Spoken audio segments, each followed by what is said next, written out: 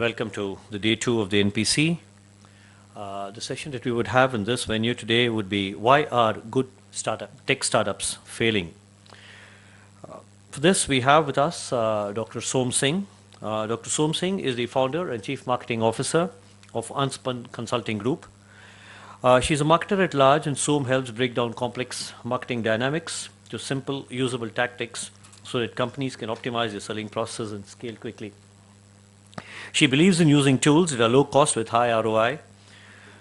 Som, you should be sitting here, please. I didn't realize you're here. Please. The idea is to validate a channel of marketing early so that you don't take a month to figure out how your idea will work.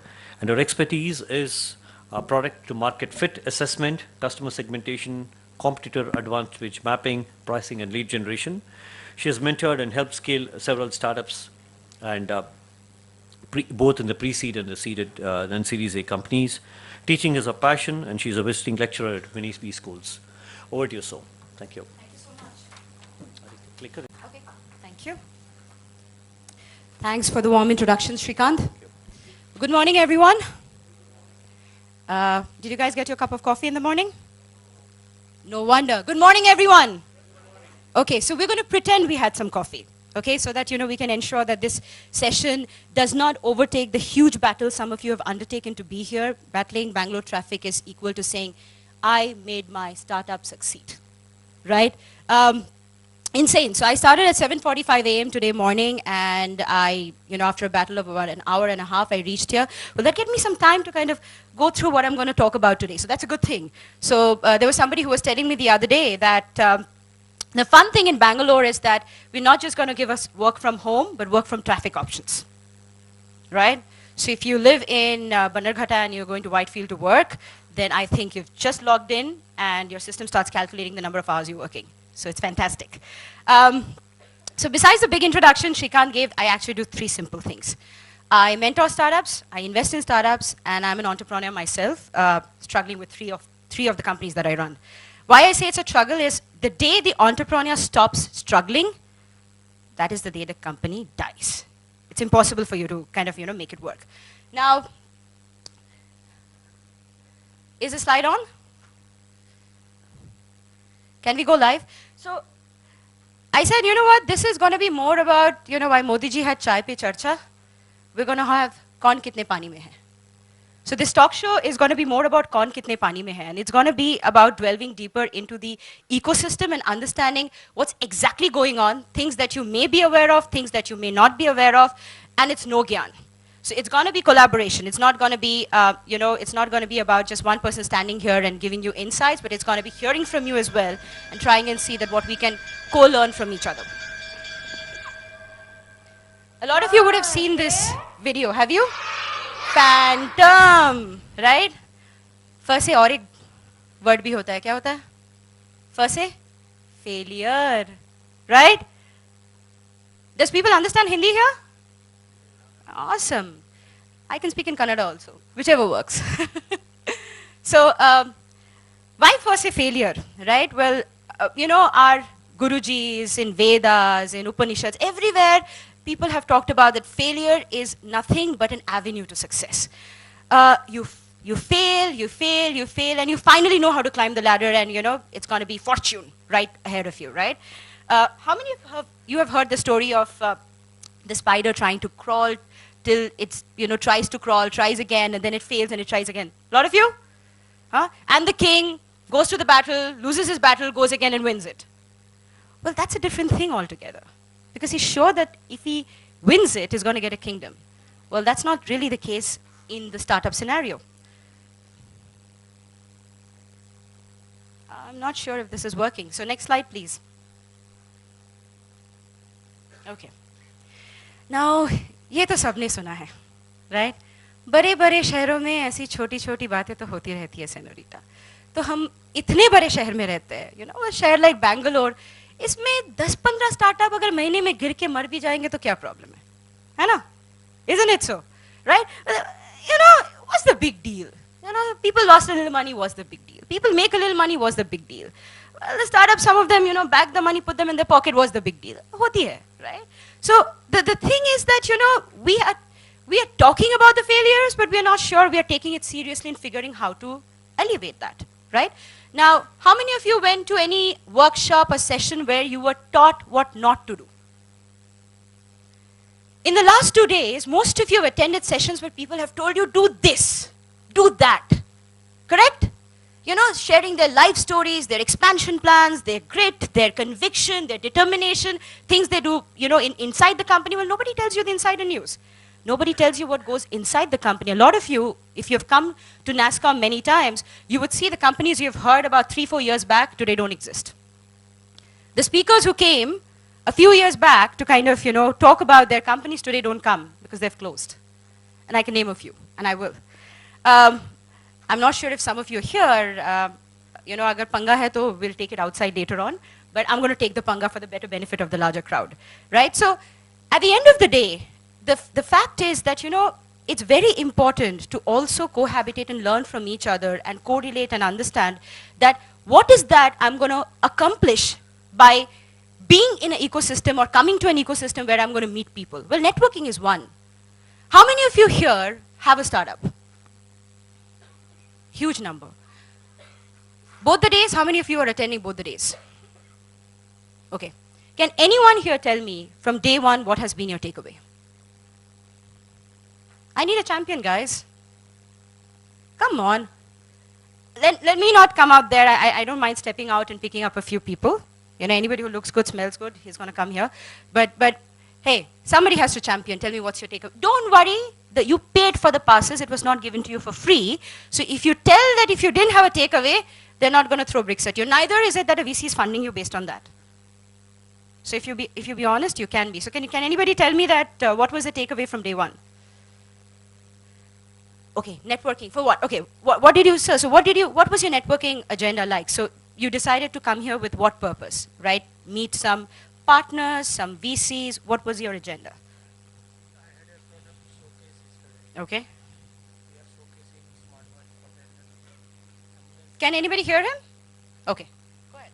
So I had a product showcase for a smartwatch that can help save life of elderly and road accident victims. The takeaway is that I tried to explain each and everyone who came to understand the product. I got a lot of feedback, which generally I have to go and find out. They came to me to understand, and I got a few good contacts also. Some of the people have given really good feedback also on that, and I could connect with few people that will be useful for future partnering or working together. Wonderful. So was that the takeaway for a lot of other people as well? I know I've met you. We have, right? I've met you as well, haven't I? Yeah. See, it's like we keep meeting each other somehow. Anyways, go ahead. Tell me what was your learning? It's based on session because each session is different from one to one session. A lot of tools and data, like what is sales and marketing and strategies, what kind of strategies you use to acquire the clients, and what are the tools you need to have a process in the acquiring the customer, or what not to do. So how old is your startup? 3 years. What's been your, so you've been coming to NPC, this is your third year at NPC? So from the first year to now, what are the things that has changed in the startup? What is it? Is this your first year at NPC? What has changed from year 1 to year 2? You're still at feedback stage? Have you pivoted? What have you done?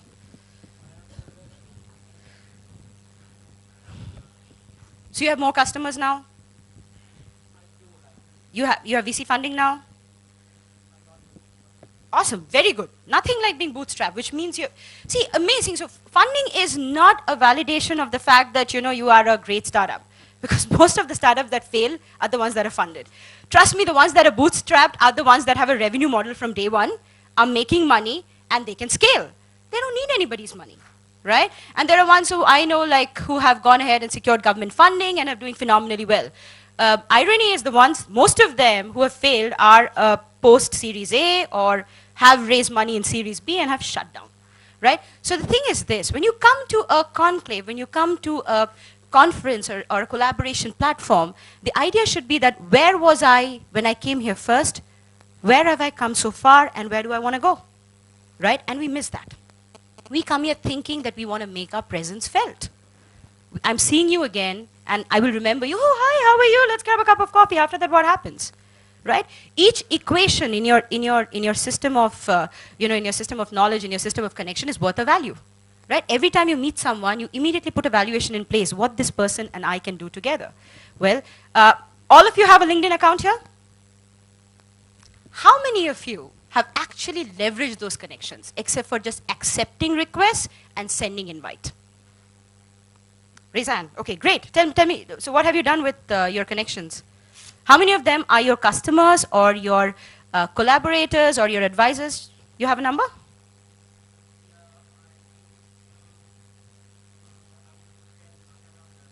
And you have 500 plus connections. That's what I'm saying. So when I say 500 plus, that's all LinkedIn shows, right? So if you're on my network, I've seen your 500 plus connections. How many of you have 500 plus connections? Huge number, right? And you don't even leverage 10% of that, because his is less than 10%, right? 0.2. So the idea is this, why we're talking about these things is that at the end of the day, when you're building an organization, the way in the olden times people did business was they went ahead, met people, and they derived the kind of collaboration they want to take forward. And there was a footnote saying that I'm going to then, as a step 2, do these things with you to see how that ventures out. When I come back again to a conference, my idea is that I take the next step. My next milestone is that what will I do out of this now? We all come, we all meet, greet, have a cup of coffee, have great lunch, exchange, and then we are done. This is my 5th year in NPC as a speaker. And guess what? I've seen most of these people coming and asking the same questions. That's why I said, when I say failure, for failure is not necessarily that your startup went bust. It's because you forgot to leverage the connections that you made and optimally utilize it to your benefit. When you get VC funding, how many of you are funded here? Good morning, buddy.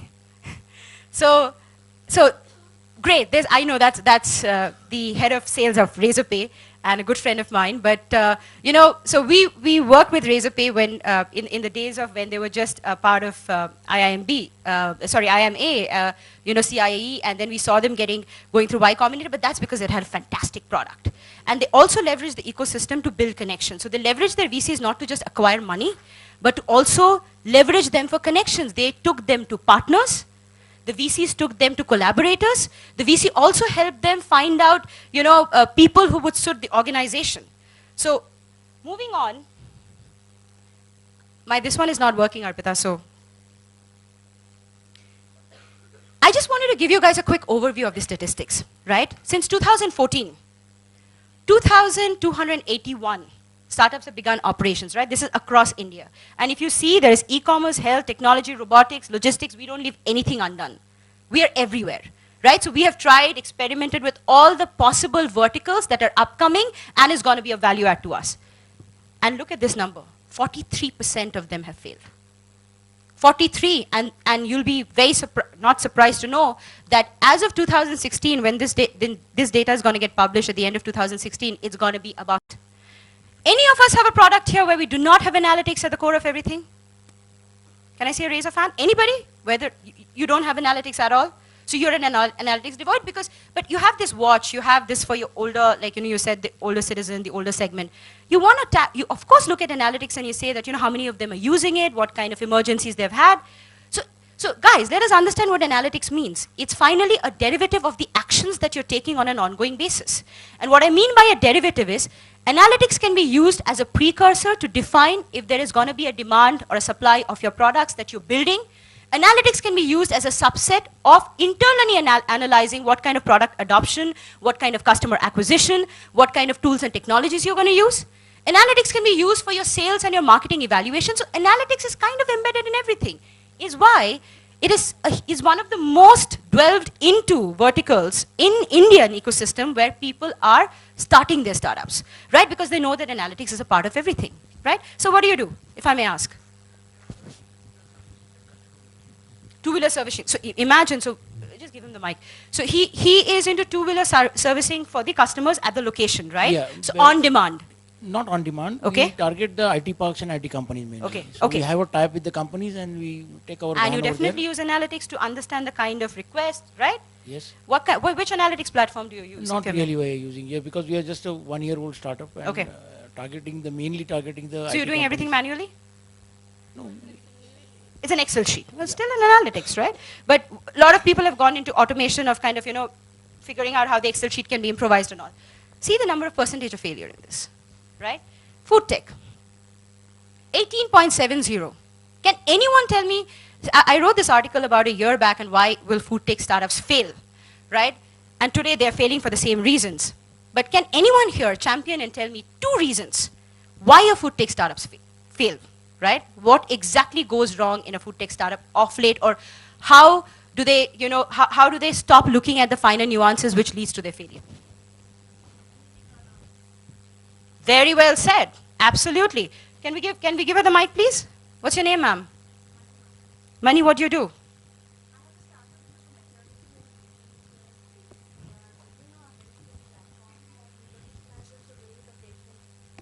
Communicates and connects. Doctors, And yes. Wonderful. So elaborate. Just take 30 seconds and elaborate what you mean by unit economics. A lot of people may not know here. You know, the per customer, the cost of the last mile delivery for just take a startup, example like a Swiggy maybe. Mm-hmm. I mean, I don't think the entire logistics, the cost of the manpower, the delivery, the food, the margins are pretty low. So that's they're still how- an aggregator. They're not the ones who are doing the production. Right. I'm also talking. That's a very good point, by the way. Thank you so much, Manimala, Thank and all the best for your startup. Thank you so much. Okay. What typically happens, even when we talk about unit economics, is where the startup is involved in production. Right? They're making the products. They're taking the responsibility of delivery, and they're also, of course, you have the customer service and everything into it, right? There are many of them. Fresh Menu, you guys would have heard of iTiffin, all of them, right? Some of them have pivoted, some of them have not been able to. Now, why they typically fail is because at the end of the day, the operations is at the core of the technology. Food tech is still something which cannot be devoid of the human operations aspect of it. And that's where people fail. Whether you want to have it centralized, decentralized, how do you want to have your kitchen operations, the dependency on people is very, very high. So the technology here is only solving 2 problems in food tech. One is basically identifying the user and the demand and the need, and then finally kind of processing it to the operations. The operations centrally, just to ensure that what demand for a particular product is there, and the delivery happens. But still, the human intensiveness is very, very high, is why they fail. Now, do they only fail for that? Well, that's not the reason. What is the other thing you think goes missing when you build a startup? Go ahead.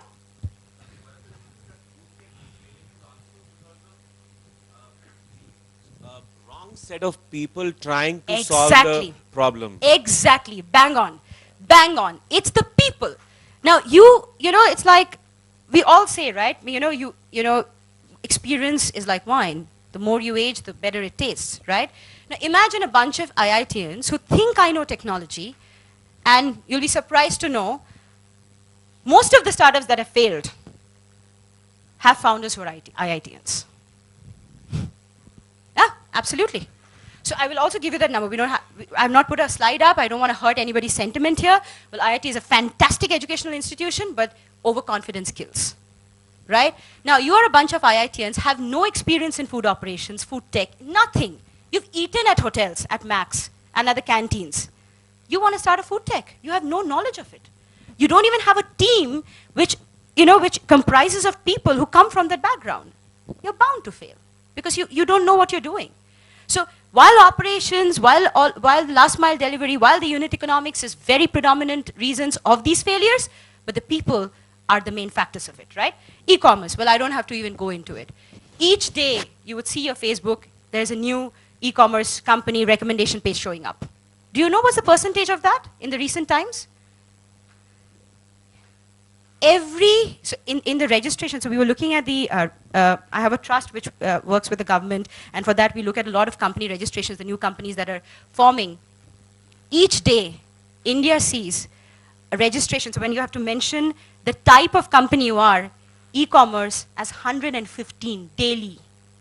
They're approving 150 daily registration for e-commerce companies. 2% of them are going online. But imagine the number. In Gujarat, a lot of people won't even think of it. Can anybody tell me how many e-commerce companies are just focusing on Gujarat as a region? They're not even selling outside. As of now, as of today, 18. And if I tell you the names, you may not even have heard of it. Ala Grand, Manjula Fashions, many. TNS Fashions, like all of them e-commerce. All. Some of them are based out of Surat. You see, how many of you have bought things from Craftsvilla? She's not even raising the hand. The product wasn't good, no? Did you get what you ordered for? Okay. Have you bought anything from Craftsvilla? No. Okay.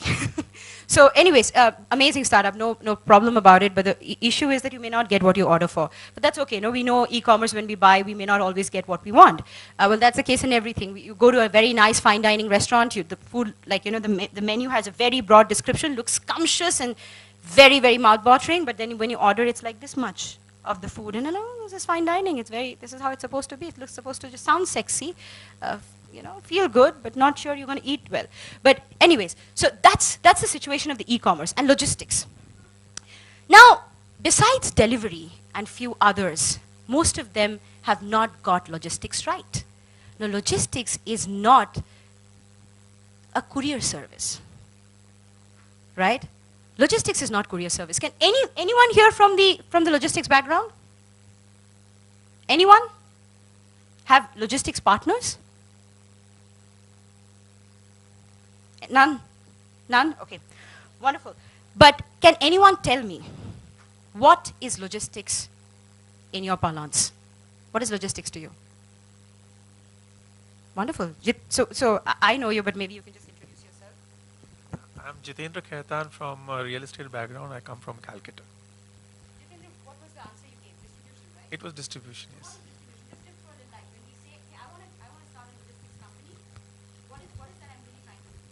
Whether it's distribution on road, on air, what is that? The distribution is from the manufacturer to the end user, actually. So how do you map that? And where all you feel in a logistics company, where all is bridging the gap? As a real estate guy? If people have leverage logistics at all. No, we look for them, and when they look for, say, their real estate requirement, when they look out for warehousing spaces. And so recently DHL has done a deal for us, with us in Calcutta, where they were looking for basically e-commerce companies, and they wanted a space which was a large space within the city. So we helped them to take the space. Thank you. Thank you so much. Well, between 2015 and 16, I'm talking about April until 2016 March, there were close to 72 logistics companies that were registered in India. 3% only opened shop, and only one survived. Just one survived. All of them are closed. The others never even opened shop, but that's the kind of stark numbers. So here is a look at, when we look at a little bit of the trajectory, over the last just last 1 year, for the matter of fact, you can take a look at which are the startups in different segments that have kind of failed. Just look at August 2015, Talent Pad. A lot of you would have heard of this. These guys, even I remember meeting them at NASCOM last year. So how many of you have heard of Hiree? Okay, how many of you have heard of Belong? Okay, so they are nothing but a talent management solution, right? So in the HR space, people are still talking that this is an area that needs disruption in India, right? Besides Naukri, Times Job and others, not a lot of people have been able to kind of crack this space. So every time a new solution is coming up saying how we map talent, because that's the constant need, right? Roti, kapran, makan, and then resources for your companies. So that's something which, everybody believed in, a lot of people put in money, they close shop. Local Baniya. How many of you have heard of Local Baniya? These guys were there as well. Just 2 years back, they were at this NPC. And they even had a product showcase space where they were talking about the product. Well, today they have shut shop. Ad Magnet. a digital advertising network. Now, a lot of disruption has been happening when it's digital, right? Now, digital is not just AdWords, digital is not just ad, it's your web, social, mobile, everything, right? And intelligent ad pushing is become today a predominant need for most organizations, right? You do not want to spend time diverging and finding out and experimenting where to acquire your customer from, but you want to do it saying that, hey, I want to find the fastest possible route and the lowest possible cost to reach my customers. So ads have been like, you know, ad networks and ad intelligent platforms have become like, you know, the growing need of the hour. They had close to about 75 customers, but they failed. And I'll tell you why they failed. Do you know how the ad networks usually charge their customers? No, that's like the end ad network. That's very, very right. So you have your CTC, sorry, your cost per impression, your cost per click, and your cost per conversion. Talking about when you're using digital advertising networks, so they intelligently push to any network. So that can be web, social, or mobile. They charge a percentage of the ad spend. So if you spend, let's say, ₹1,00,000, they will charge you 10, 15, 20%, depending on the intelligence of the network and also the quality of conversions and clicks that you get. Clients won't pay. Clients were not paying.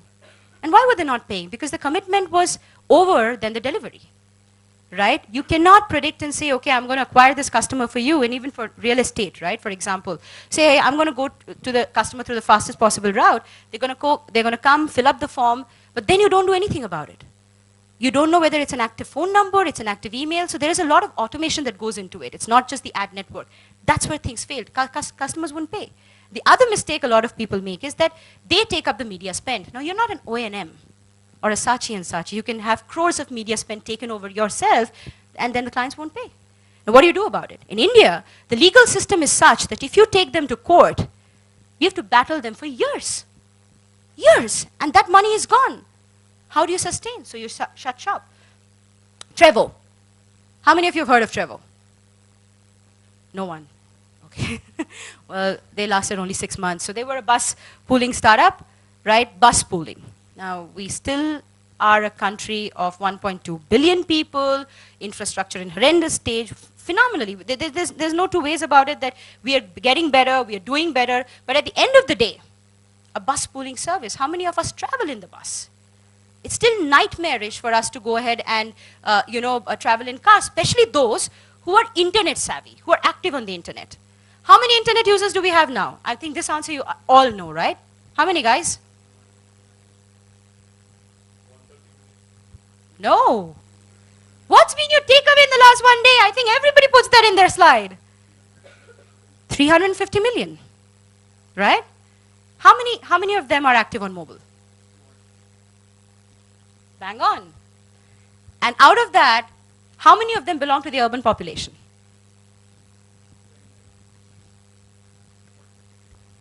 Bang on. It is 40%. So how many of them, then what is the math of the people who take the bus? Now, what is their mobile activation? How active are they on mobile then? Hardly any. And you expect them to use an app to actually do a bus pooling service? Well, it doesn't work. PepperTap. PepperTap. It's a simple math. You know, when you're building a particular product, you should do a simple math. Who are going to use it? The avenue they're going to choose to use it? And how active are they on those avenues? If they're not, then you're building something absolutely for failure. Because you can't impart an action in a mind of an individual. You can't teach them how to act. Some things come naturally because of the social, economic, psychological, a lot of other factors, right? Now you're trying to change that. That's not going to happen. Is why then either your product is ahead of the curve when you fail, or you just didn't build a product for the market at all. PepperTap. Again, an online grocery platform. Not a lot would have heard of it, but closed. Amber Wellness. How many wellness companies do you think we have now in the last 2 years? Guys, anyone, any guess? Sorry, sir? Not 60. You know, I'm sure they want to be that. You know, I love guess math. I love it. You know, we take a guess and it will click, but I'm sure they want to be there. Well, not 60 yet. You know, it's how many people even care about wellness? You know, go and see half the people that don't even do their nails. Nobody cares. Anyways, and when you want to go, most of the times wellness is like very personal, right? You want to A lot of people you'll see who go to the salons or the beauty studios is because they have time and they want to spend that time even chit-chatting. And guess what? Most of us go to look at what others are doing. It is very common in men to go to a salon and say, I want that haircut. It's not a lot of women, because women do their research ahead in the curve and go. That's why McKinsey and Goldman Sachs, most of the research team are women. They are used to finding out everything. It comes naturally to us. You have to give it to us. It's natural to us. We do our research well. We like to. That's who we are, right? And therefore, you get a lot of people who get hired in research who are women. Men usually go to a salon and say, you know, a barber shop rather, and go and say, hey, that haircut, or take it on their phone and say, you know, I want this haircut of a footballer or anyone. I'm not even going to name the footballer because it became a rage at one point in time, right? Everybody wanted his haircut. And then you see somebody doing the nails, and that's women. I'm like, okay, I like that. Maybe I'm trying the normal manicure, but I'm going to go for the French because it looks good on her. So definitely going to look good on me. Okay, quality, okay. No, so what do we mean by quality? It's a very, very... Right, right. What do you think is the other reason? Quality is absolutely one. Because, see, even when you go to a normal salon, depending on the particular stylist, the quality differs. So if you go to a body craft or you go to any other salon, the quality does differ based on the stylist who does it. Because that's why a stylist is paid a higher premium. So that is not the worry. Maybe it can differ from the stylist to stylist. What do you think are the actual challenges? What is one of the biggest challenges? That's a very good point, by the way. It's loyalty towards the particular stylist. But there is one thing which we are overlooking. That's it. It's safety. With the number of, it's not about the men or the women. In Bangalore alone, in like, you know, I recently incurred, you know, there was a theft in my house because there was a, you know, there was a, I'm a Bengali, so my mom and dad were harping about the fact that we have to have a Bengali maid. Imagine how important it is to have a Bengali maid in a Bengali family. And the Bengali maid decides to rob you of everything, right? Bengali, still. So we go to the police station, Koromangla, and we see the board. So the police station, the police officer asked me, did you not do a background verification? We didn't have enough time, 10 days she went. How did she go? You live in an apartment, all of that. But what was the most important thing that I was watching while I was there, while he was having this small talk with me, is the board, where you have your theft cases, your murder cases, and all of that. And most of the theft cases or the murder cases has happened either through house help, somebody comes for delivery, and things like that. So the safety is the biggest challenge that most of the wellness companies are battling. No matter what it is, when you send someone to somebody's house, how do you guarantee something will not happen? And most people are not ready to take that challenge up. The very important part. How many of you recognize this guy? We know who he is, right? So in chorus, what's his name? See, we remember him. Why do we remember him? Exactly. That's what happens. Your question is, what do you remember them for? The right or the wrong reason? So Kumar Gaurav, like, you know, why I say the Kumar Gaurav story and why I wanted to bring it up is the demand, supply, and pricing. Very important for products to succeed, right? You know, we decide we have a great product, we decide to price it without even doing a validation in the market, whether the market is ready, they're going to buy it or not, and then we don't know whether it's going to supply. So when Kumar Gaurav gave his first hit, he forgot that Chintu, or rather, what's his name? So Rishi Kapoor was still ruling the roost. And he asked for exorbitant amount of money. So people actually went and told him, Chintu ji abhi bhi zinda hai. And that's it. And when people found out that, you know, this guy is going to be like, you know, hard to deal with, hard to kind of, you know, convince on the money terms, they stopped giving him work. So why when I talk about demand supply, I want to talk about this example. How many of you know of Quirky? Quirky? Okay. So take a look at it. You know, you may want to take a look at it. The platform is still live, but the company is dead. So what happened with Quirky? So Quirky came with an idea which was extremely innovative. Please understand, they looked sexy. They were very intelligent as a platform, and they said this.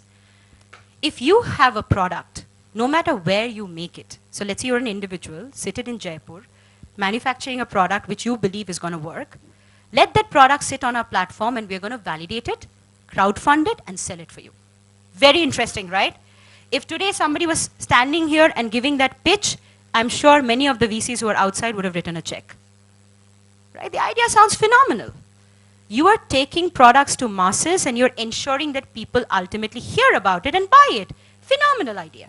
But what went wrong?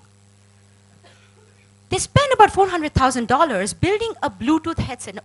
How many of you have a Bluetooth headset here? One. Actually, none. So you have a Bluetooth headset, and you build, and even in US, so they're a US company. They shut shop because they sold only 28 units. So that's the unit economics. Imagine how much they spend? $400,000 making it. I'm sure they spend money kind of building it and so on. And ultimately, how many units did they sell? 28. That's it. They filed for bankruptcy. It's a phenomenal, but the platform was phenomenal. It had a great idea, bad execution, flawed planning, bad targeting. That's why they failed. Bookmybindi.com. We women, somewhere or the other, we wear a bindi, right? Well, a lot of us now don't, but we do, right? We do. Occasionally when we wear a don a sari or anything, we do wear a bindi. Imagine selling bindi online. Sounds like a great idea. If I was giving this picture, I would make it sound, I am going to be aggregating bindis from across the world and selling it online. I'm giving chances to people who are designers of these bindis. They now have a chance to showcase on the platform. Sounds phenomenal. Unit economics? Bindi will cost 50 rupees. Your delivery will cost 50 rupees. What are you going to charge the customer? The customer would rather walk up to a particular mandi market and buy that bindi than order online. Well, they're still live because it's funded by a very, very big guy. He's a movie producer, but they have nearly zero sales.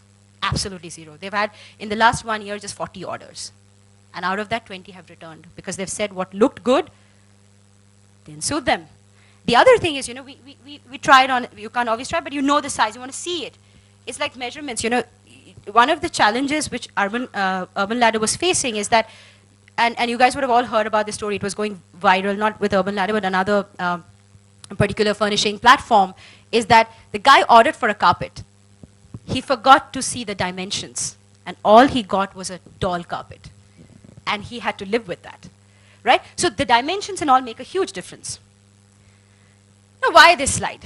Now, it sounds, when it's jokes, it sounds amazing. Santanu Banta, Jainu Viru, Hirnu Ranja. But you don't do that. You don't take your bum chums to build a company. Or just because you're husband and wife and you both have great skills does not mean you start the company. And you end up being a disaster. Now, why am I saying this whole Santanu Banta? Like, we studied together, so we're going to start the company together. Do we have complementary skills? Not sure. I'm sure a lot of you have examples here. I'm not going to give the examples. Name me at least 2 companies which has gone kaput. Either a husband and wife or a friend.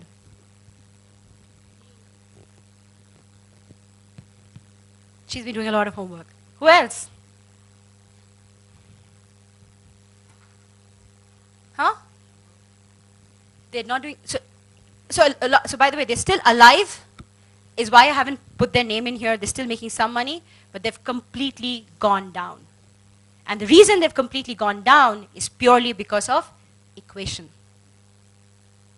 Very bad equation, right? Including Zivame, right? Richa's husband was involved in Zivame in the earlier stages, but then he kind of kindly moved out because they were driving the cart in different direction. And I'm going to give you examples of that, right? The family love story. You all remember her? Yeah? We do, right? Does anybody? Yes. Does anybody remember her? Friend, how can we forget? Like, those caps still sell, yeah? Like, seriously, right? So, what happened with her and why I'm saying the family love story? Let me tell you about. Do you know who she's married to? Ah. See, I asked you a few startups that didn't pass, but we know that's the beauty of Bollywood, right? Jo dikhta hai, wo bikta hai. So it's like she married him, and what did she say? Why do you think she didn't come in any other movies? Exactly. She said, I will do all movies with my husband because Himalaya's career was going completely slumber and hers was on the top of its chart just because of that one movie she did. And she said, I want to do all my movies with my husband. And nobody ever casted her. After almost 25 years, she came back on screen, on the small screen. Now, these are some of the examples, right? Tip Joy. They were a husband and wife team. And what happened with them was they were a social content optimizing platform. So they said, hey, if you have content digitally that you want to optimize and get money for, ours is a platform, went completely slumber down in a year. Google. They were a social networking platform. Friends, 4 friends started together. When 2 of them got married, the wife said, no. It's not the wife's fault. The thing is, one, you don't let others interfere in the decisions you take. So I always say, don't blame it on the wife, because if you are a man enough, you should be able to take your decisions. However, it drove the car in different directions, because some was paying more money, the other was not, and it went again. Why experience matters? And this you will know when I tell you what is the average age of startups with founders that fail. Can anyone take a guess? What's the average age of, let's say, a founder in the last 2 years who have failed? It's actually 25 to 27. And experience does matter. Don't most of you agree that we like Amitabh's movies and acting a lot more now? Yes, he was the angry young man and everything else, but the quality of his acting has gone up over the years because experience does matter. So even if you have a young team, and because my friend from Razorpay is here, I'm going to say, Razorpay is a very young team, but they decided to get experienced people like him because they knew they needed that kind of level-headed thinking. And guess what? Since my friend joined, they've seen a huge difference in the way they're doing things. Is because somebody is giving them insights from their learning. That's very important. So the problem happens this, when we talk about our kids, when we think about our kids, we say our parents should bring them up. They should play an important role, don't we? We say grandparents have a very pivotal role to play in the upbringing of our kids. Why do we say that? Because we know that the experience, the knowledge that they're going to impart is going to be phenomenally different than what we're going to do. Time matters. Experience matters.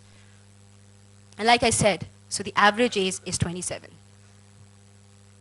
So it's 25 to 27 is the average age of founders that have actually failed. Purple Squirrel. How many of you have heard of this company?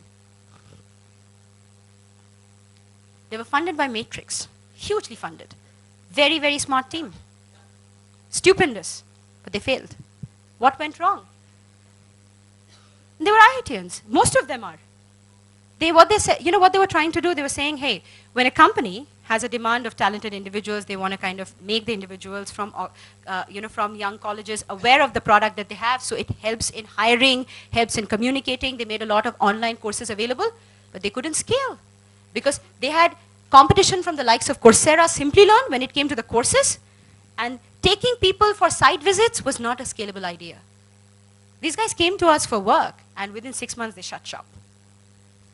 And they're gone. Can anybody tell me, recently, this was again all over the media, DJ wale babu mera gana baja de. Do you know what happened, guys, here? Yeah? Who's going to tell me the story? Yeah, absolutely. Yes. So what happened was, Bobby Dale now thinks that DJing is cool. It's swanky, it's nice. Everybody is doing it, and so he wants to kind of try his hand on it. And it also happens when you have a lot of idle time. So you just focus on what your core skills are. You do not go ahead and try your hand on everything. You don't do that, right? Now, just because Uber drivers or Ola drivers are saying that they're making 80,000, 1 lakh a month, I'm not going to go ahead and try that. That's not my forte. I'm not going to go focus on something that I can do. I'm going to focus on something that I can do. So he went ahead and played Gupt's song on a roll. Gupt.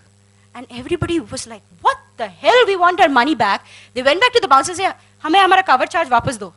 इसको सुनने थोड़ी आए. And he thought, Bobby Dale, he's going to go to the DJ console and everybody's going to root for him. They all walked out of that disc. So focus on your competency. And that's why when Sid highlighted that, how important it is to have people who know what they're doing, this is exactly the reason. Well, no matter how much we talk about Rahul, we can never get over him. Hannah? it's like आदत हो गई है. एक बार उसको दिन में याद कर लेंगे यार, भगवान भी सुन लेगा हमारा.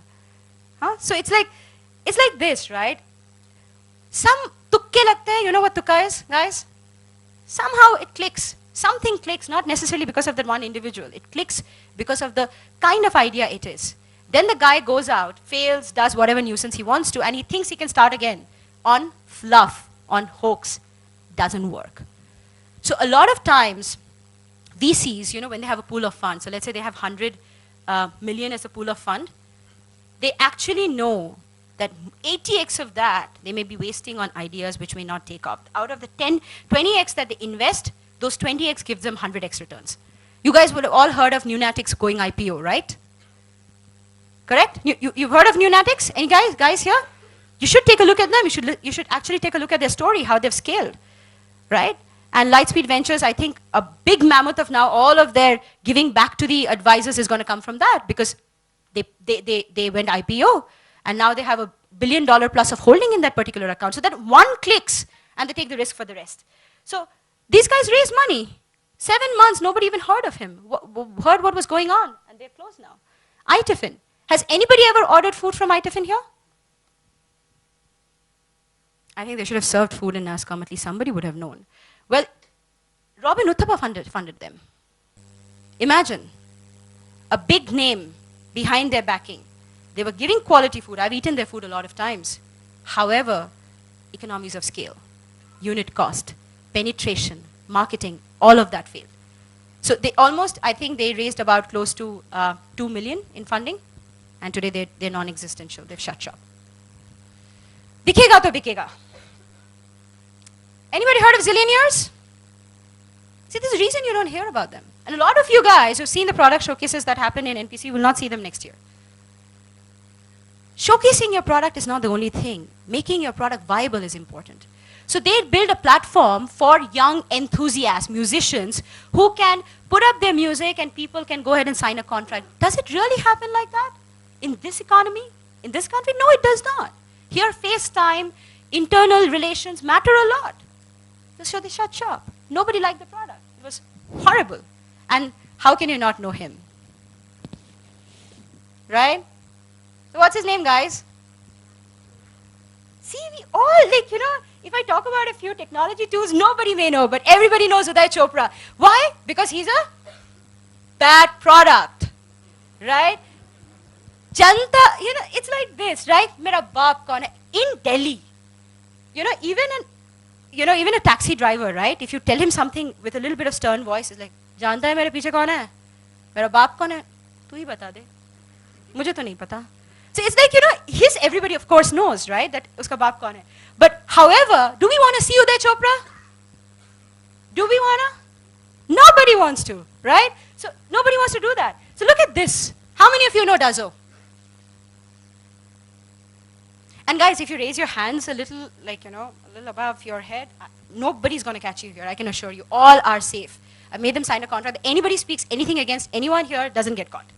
Right? The idea is we speak up. If we don't speak up, we will never know. You will walk out of this room again hearing a monologue and not participating and getting something out of it. What went wrong with Dazo? We had Rajan investing in it. We had the Amazon India head, Free Chasi. Everybody invested in it. They began as an internet kitchen. You know what they were trying to replicate? Have any one of you heard of South Beach Diet? South Beach Diet is a aggregation platform which basically takes in recipes from people across the world. And then you can buy those recipes. So if I'm interested, it's based on calorie, concept, curation, all of that. You can buy, you can pay up for it, you can subscribe, and the persons whose recipe you like can constantly kind of, you know, provide you with new recipes and so on. They wanted to do that. India, does it work? हमें mummy के हाथ का खाना पसंद है. Maximum domestic help से काम चला लेंगे यार. Dazo के पास कौन जाएगा? Right? I like my aloo shiddo bhat. Will Dazo make it for me? No. So the thing is that you have to understand when you are presenting yourself in a country with such diverse cultures, ethos and background, they will not pay up for something they're not confident about. And it's going to be a little bit out of their skin to get adjusted to it. Byju's. There's a reason I'm talking about Byju's here. Not because they failed. But can anyone here tell me what their trajectory has been like? What was Baiju until 2 years back? They were offline classes for JEE and yeah. So why did they become so popular suddenly? Why do you think he funded?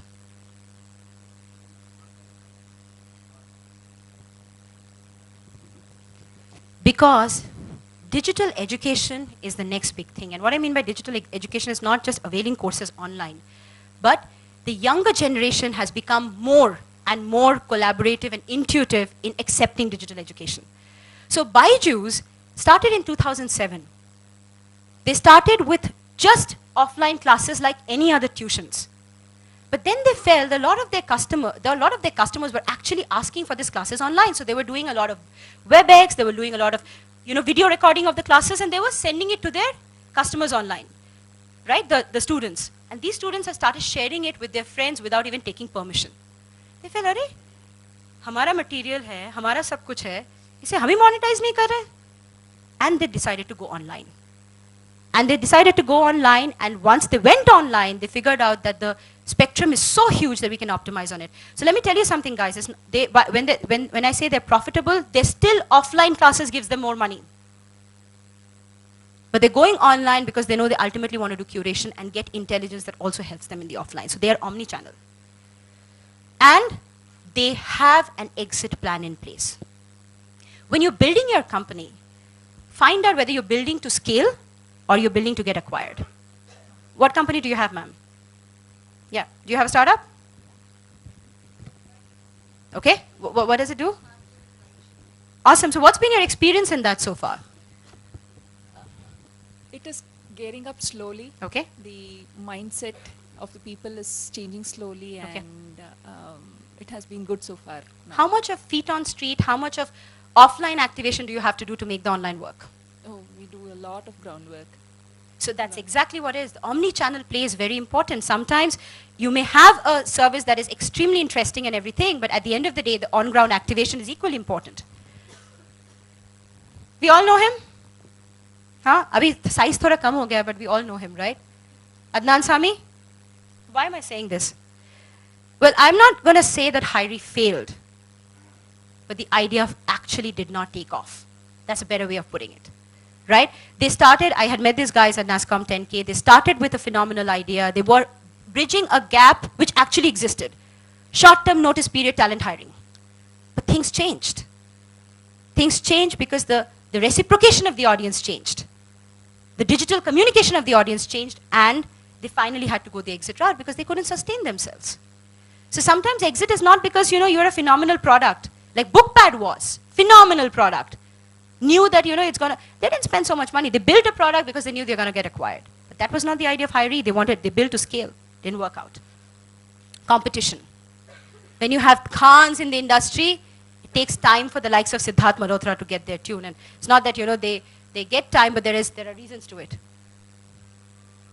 Auto Raja. Have you heard of this, guys? Huh? Raise your hand if you've heard of them. Yeah. Come on, they'll also be, even if they're dead, they'll feel bad that किसी ने सुना भी नहीं और हम लोग ऐसे ही मर गए. You have someone like Ola, like a Khan in the industry who's doing autos. How will you survive? How do you actually survive that kind of a competition? Tell me, if any one of you have an idea like this, how will you survive? What would be your strategy?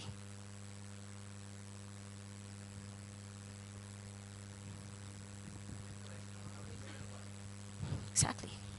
Even distribution in terms of, see, I'll tell you, in Calcutta, the autos move in the gullies. In the gullies, and they will not, subscribe to somebody who's as big as Ola, because again, they don't want to spend that much money giving them that kind of share. Maybe an idea like that would work in that. So it works well. Jugnu. I'm sure you guys have heard of Jugnu, right? Look at the number, the amount, 2.5 million in funding, and look at this number, 11 crores in losses. Why do you think that happened? That's already there, sweetheart. What were they burning on? They were burning on their salaries. Let me tell you a very, very dark and true reason with a lot of startups closed down. They actually open to make money. VC money is quick money. no matter how bad it sounds. We have done a deep dive analysis on a lot of these startups, and we have found that the founders have taken siphoned phenomenal amount of money from the companies, and that's why they went bankrupt. They started drawing salaries in tune of crores, hard stop, in tune of crores, and the companies shut down. So why does something like that happen? Because once the VC funds them in the board, they stop losing grip. A founder should always have skin in the game. He can't decide today I'm at 10,000, tomorrow I'm going to start drawing 10 lakhs. It doesn't work like that. And therefore they shut down. And that's why I didn't say what the burn rate was, what the reason for burn was. The reason for burn was very high salaries to their internal organization, the management. Everybody knows this, right? We know what's going on. That was infiltrating our Facebook pages and our Twitter feeds for the longest of time. That's exactly what these guys did. You don't do that. You never do that because you never burn your bridges. You never know who's going to come back after you later on, right? And this is a very important thing to remember. Guys, in the angst, in the thirst of, you should stay hungry, stay foolish. That book was written to not say stay foolish in the literal sense. It meant stay foolish in the sense of don't stop ideating. Don't think you've arrived because you now have a startup, you've now built that idea, and that's it. Don't think that. That's very important. And this is a story of that. Futuristic product. Well, it sounds great in the movies. Very good in the movies. Lumos. How many of you heard of Lumos? Look at what they do, smart switches. And what does it do? It automates everything in your house. How many of us even like when we buy apartments, do we really care about, we say Havells Dalo, Lumos Dalo, do we care about the switches? How many of you have apartments of houses of your own here? Did you care about the switches they were putting? That's an exception. I'm very happy you did. The rest, you did not. It doesn't happen because you're thinking you're trusting the builder to do their job. It does not happen, and therefore, these guys, despite heavy funding, fantastic product idea, did not take off. They even went to Havells for acquisition, and that did not happen because they felt we've spent too much money on R&D, and we don't want to do that. And they indeed, in case of them, they acquired a Bloom portfolio company, which is an LED writing, and they're doing very well. Subhash Ghai. That man set a trend by appearing in every single movie of his, right? Amazing he was, but what changed? While Farhan Akhtar was making a Dil Chahta Hai because he knew people ka dil kya chahta hai, he was still doing Prem Ki Diwani. You guys remember that movie? Huh? Hrithik Roshan, Kareena Kapoor, it was like too much to take. It was like, well, Indian women are not that coy and Indian men are not that shy. You got it all wrong, right? So that was a problem. But why am I talking about these two guys? Drop Cafe. They started as a company which was doing coffee delivery. What's the problem with coffee delivery?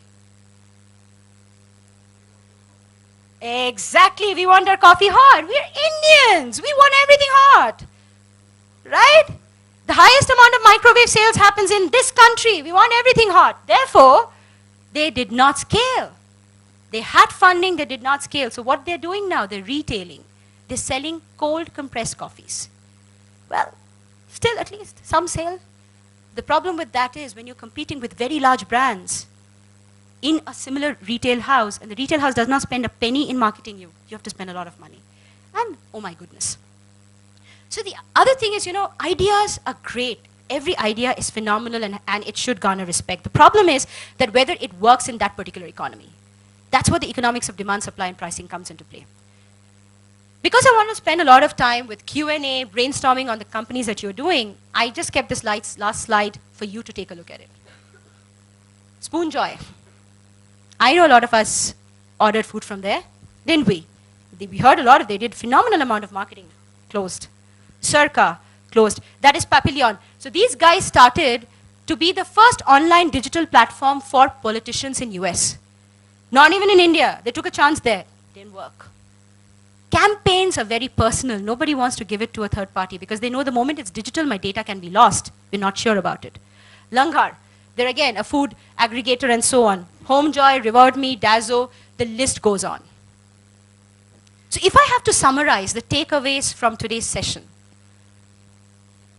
And if somebody wants to come here and champion that with me, co-host that with me, because I want to ensure that you guys have had some learning.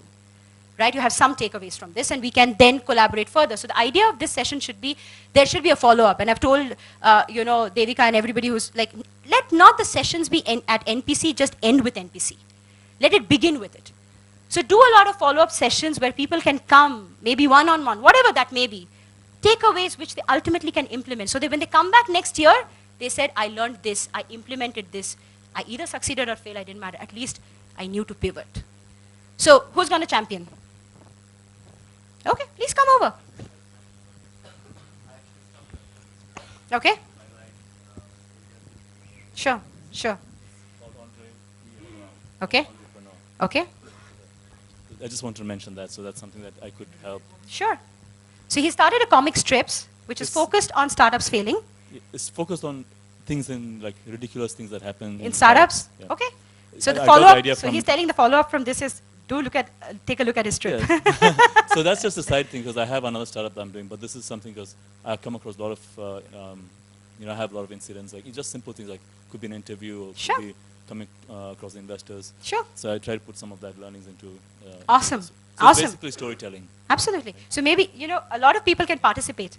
Yeah, please. So I'm just requesting. So if you guys have funny things, issues. Tell the please- name. Yes, just tell me. It's Andre P. The character I created is Andre P. Renoir. So it's a pun. It's a very big name, spell it. We like to know. Andre E as in is echo, P as in papa. Andre, Andre, Okay. P. Renoir, Renoir. Okay. So AndrePrenoir.com, entrepreneur. You understand we're Indians, right? But English is a fun- in entrepreneur English- is a French word. So there you go. English is a funny language. E and A, like Andre, yeah, that's why I asked you to spell it. Sure. But good stuff. Okay, so who's going to champion with me here to basically dwell on the takeaways from this session? If you guys don't come, I'm going to pick you guys up. Everybody's looking at their phone now. Who's going to come? You pretend to be busy. I do not care.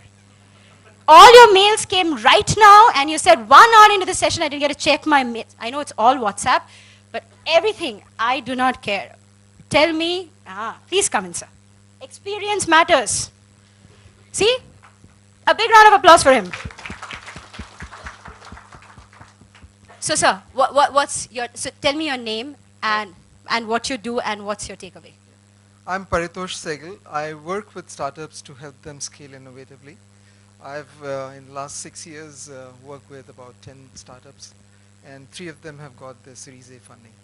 So, yes, no, many such all of them stories? are alive, so I'm tracking that. very Alive and closely. cricking. Okay, so what's your takeaway, sir? I think the few aspects that you talked about, I think the key one was about the supply-demand pricing. And I think it's really, really important that entrepreneurs really focus on, a job of an entrepreneur, and this is what I keep talking to a few of the startups that I work with, is very difficult. When you start up, you have, a lot of things as challenges in front of you. You have your product idea or a service idea. You have to deal with funding. You have to deal with hiring people. You have to deal with getting the right pricing. You have to deal with acquiring your first customer.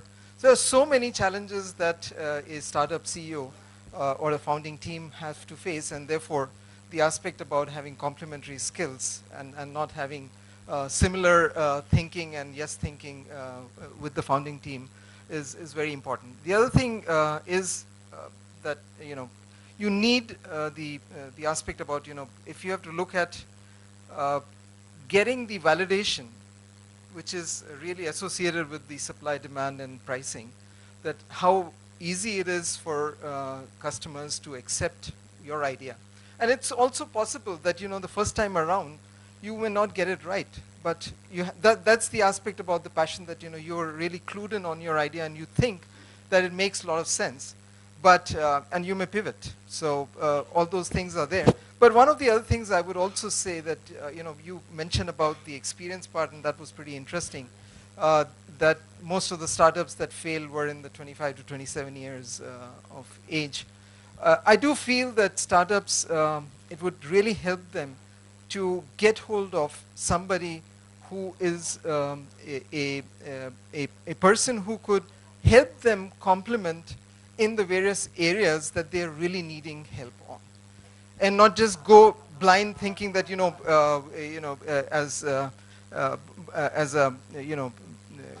thinking that, we'll find the answers to this somehow or the other. So you can save a lot of time in doing that. I think that's very well said. Thank you so much. A big round of applause for him. One of the things which you need to remember is that when you're looking for complementary skills, absolutely Sid, when you're looking for complementary skills, you need multiple people, right? 1% cannot do everything. So when you're getting a board of advisors, a board of mentors in place, don't go by just one mentor who says everything I know or one advisor no. It's a mix. Also, like for example, if somebody's doing food tech, you need someone from operations, you need someone from the logistics background, you need someone from the food background, which is a chef or someone. So it's a culmination of talent that goes into making the organization successful. Always. Smartest of leaders hire people who are better than them. Always. You know what you don't know, and that's when you hire people who are better than them. Sid, can we have you over? Please come. No, just come, Sid. It's okay. A lot of people may, see, also the idea of a conference is that you meet people who you know you can collaborate with. So Sid is the head of sales and marketing at Razorpay. So anybody needs any help, please reach out to Sid. Yeah, anybody needs a payment gateway contact. Yeah, contact Sid. That was the whole selfish motive of coming out. So one of the things that I would definitely like to take away from this is, I've been a product guy all along, and one of the reasons I think startups fail in India is that they don't take an approach of making a product which actually can solve a problem. Very true. A lot of startups have got into this, thing of making a product which is in their own mind notionally solving a problem. Exactly. Or solving a problem of a very, very small user base. That is where, the interesting takeaway about the unit economics that you said. So unless until your product is solving a problem at a mass level, your unit economics will not work, your product will fail. So please do a due diligence of, are you really solving a problem? Do a validation check, talking to few people before you actually get into the product development stage, and asking external views. That am I really solving a problem, or is it something, just to do with, let's say, an IIT Roorkee, 20 people wanting to listen to music, and you developing a music app for them. Does it actually go beyond IIT Roorkee and then solve something? Very so true. I think that's one of the Very true. takeaways. And so one of the things you have to, thank you so much, Sid, a big round of applause for him. One of the things you have to do, I'll just tell you a quick cycle. One is your team needs to know how to write an MRD. And what is an MRD? It means a market requirement documentation. It's a mix of people going feet on street and online, and then mapping if the survey or the ideation maps with the demand. So you do an MRD. So marketing team's role is not just to do your marketing offline or online. Their role is first to write an MRD, which is a market requirement documentation. After that, you do a validation where you are writing a PRD, which is a product requirement documentation. That becomes a cycle, which means at the first phase, you're going to launch these features. At phase 2, you're going to launch these features, and that's basically your roadmap. We all know product roadmap, but it's an output of your MRD and your PRD. Then you're taking it to development. And when you're doing development, guys, do not do an open beta or do not take it to beta till you've done a JDP, a joint development program. 5 or 10 customers who are ideal customers who are ready to participate in your program, of course under an NDA, and give you feedback. Once you do that, those names also become your champions. They become your champions. You take them forward later on and make case studies out of them. So very, very important. Then you do your open beta, your LA, your GA, scale, whatever. Very, very important to remember. So one, just to summarize everything that everybody said here, and we take it like, if there are questions, we'll take it, otherwise we'll close the session.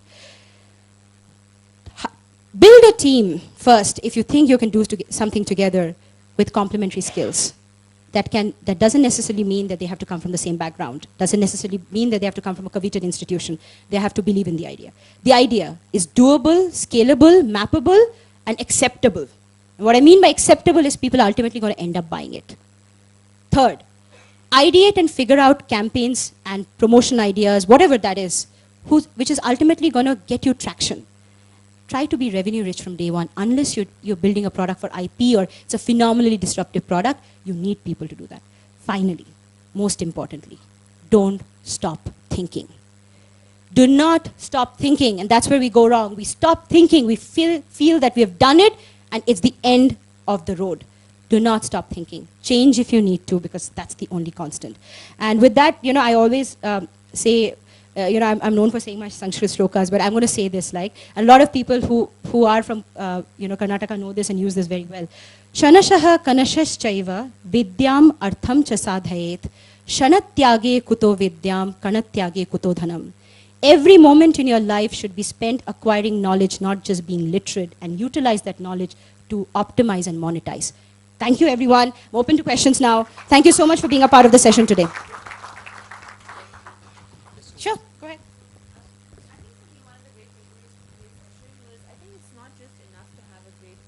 Yes. Product idea in that sense. Sure. Because like you said, you have to understand penetration, scalability. Very true. With the bus app that you were talking about, Absolutely. bus pooling, how many people are actually going Sure. to. So why is it, how are people going to actually, how do they test these ideas? Like they feel that, okay, maybe I have a good idea, Right. right? But how is it that they actually are able to validate if that's something that's going to work? Absolutely. That's a brilliant question. That's what I was saying about the MRD. So when you typically have an idea, see, we all are grown-up people. We have our own ecosystem, right? Our friends, our LinkedIn connections, our relatives, and so on. If you're building an idea for a certain customer segment, you pick these people up from your connections. They can be from your Facebook, your LinkedIn. That's what I said, leveraging your connections. So once you pick these people up, right, you do your own community. You build your own community of experts or people who are going to actually validate it for you. Then there are tools and technology. So there are a lot of online platforms where you can put up your idea and people are going to vote for it. But you yourself have to champion this for at least a period of 2 to 3 months to see if people are going to do that. And that's with your own community. Right? It's very important. And we have access to that. See, we don't leverage our connections. That's a problem. But we have access to them. So we should kind of go ahead and leverage that. That's why you write your MRD. So you know that you've done that, you've validated it. Now you're going to write your MRD. Yeah? Sure. Well, a lot of reasons actually. I think we should, maybe we can take this offline if it's not going to be, important to everybody, because there are certain things which are integrated to them. But the challenge was this: the product was not disruptive. One, I'm going to talk from the product standpoint. The team did not have the right mix of talent. Too many techies, less of marketing people and everything. So yeah, there's a lot of lack of talent. So go ahead, and if you want to know more, we can talk separately. Yeah. Good presentation. Thank you so much. The most of the startups are the age of 25, 27. Right. They might have not done, right. Good analytics and, all the Sure. things that you said Sure. about. But many of them who invested on them are experienced lot. Very well said. They've done a lot Very of well said. strategy. Very true. So why did they invest? It's like this. When you marry, you believe it's going to work. You believe the person you dated is the same person who you're going to spend the rest of your life with. And in India, from 2013 until today, there's been a surge of 75% marriages breaking up. It's exactly the problem. Human mind is such, we invest in people. So first when we take a look at them, we believe that that's exactly how the reality is going to be. Then over a period of time, no. And the factors are many. The two people who started are not the two people who are going to scale the organization. The other people play a very important role. And it's also the share market pattern, right? What happens typically, see, when you're investing in a share, you're going by what the profitability index is then, the market is bullish or not, or they have had filed a good return or not, and so on, right? Suddenly the stock takes a dip. Like look at the Cyrus Mistry case, right? It happens. These things are beyond control and comprehension of normal mind. So you cannot say that because a VC is experienced in investing, he's always taking the right call. Because it's just like marriage. Sometimes it doesn't happen. You argue. And there are some times when the companies have pivoted, right? Myntra actually started as a gifting company. They were right next to my house when they started the company. It was actually selling cups and, T-shirts and all of that. The investors came in and they pivoted them. Today, if you say Flipkart, Myntra is the larger contribution of the overall revenue map. Things change. So people do take chances. Now the question is this. Somebody, is making a mistake does not mean that that's the standard of doing it. They need this feedback as well. So they need people in their advisory team from different backgrounds to be able to do that. So Axel, Nexus and all have built that. So they said, okay, I'm going to only focus on this vertical because I have experts on board who can kind of take those calls, and that's how I'm going to go. So is there an analytics done on these guys? Yes. So there's a very good company which is run by, I think, Abhishek, I'm forgetting the name, Traction. So Traction is being heavily leveraged today to solve this problem. They're doing phenomenally well. Take a look at that. So they're saying we are an aggregation of intelligence on investing, and therefore we're going to now give you analytics based on which you can derive whether to invest or not to invest. But remember one thing, when you're just doing the first round of investing, you're seeing the people. Now things have changed. With Let's Venture and all, they're ensuring there's a product. The product is live for a period of time. People are taking caution. But there is that, always that margin of error. You still have to get married. Haha! Thank you. You come back next year after marriage and you're not going to ask me this question. Any other question, guys? Okay, sure. I think that's the last question. It's a wrap of the session. Hi, my name is Vivek. I'm one of the Very nice to meet co-partners you. of Home Inspector. We're Okay. bringing this home inspection concept in the real estate space. Wonderful. So I had 3 observations. Mhm. One is, I think you talked about the product. It's important to, when you are walking that Sure. entrepreneurial journey, Sure. to be naked. Not Sure. because when you reach out to friends and family who believe that it's a brilliant idea. Yes. But the MRD validates with when you talk to somebody who doesn't know about it. Very and true. they say that there is the need is created Created, here, right? yes. One. Second is the point that gentleman made about all these people invested. We Right. have experience, right? Right. I think the things are changing. Things are Today, changing. a lot of people are happy to bootstrap. Yep. They're not behind money Yep. for the simple reason that I think it's a fundamental ask saying that it's not about money. Money is available. What more are they bringing on the table? Sure. Which will help you to bridge that complementary skills. Absolutely. Because VCs need not be only from a funding perspective. They help true. you to connect to the right other ecosystem. Exactly. So partners that are there, VC's goal does not stop with giving you money. Absolutely. They are the connectors for you. That's And the I think the reason I said change is happening last Yeah. 2 years. Yeah. People are so money was a problem, and they were always looking at whoever gives the money, I'll take it. Sure. And then they burn it in whatever the reasons Absolutely. you have enough use cases, right? Yep. And the third, while there are failures on partners, I think Mhm. there are successful like Meena Ganesh, and you have music. Huge. So it's about Huge. what works, right? It's not Exactly. about just because you know each other. coming Absolutely. together. See, that's the thing we said. One, you need to learn to unlearn. Yeah. That's very important. I think that comes out with all the 3 points you said. That learn to unlearn when you're naked and you're okay to be molded the way somebody can mold you. That's your chance of success. Yep, yep. So maybe you didn't come up with a great idea, but you became one. Yep, yep. That's why you take people along the way. Thank you so much, guys. I'll see you outside. Grab yourself a cup of coffee and have a great day.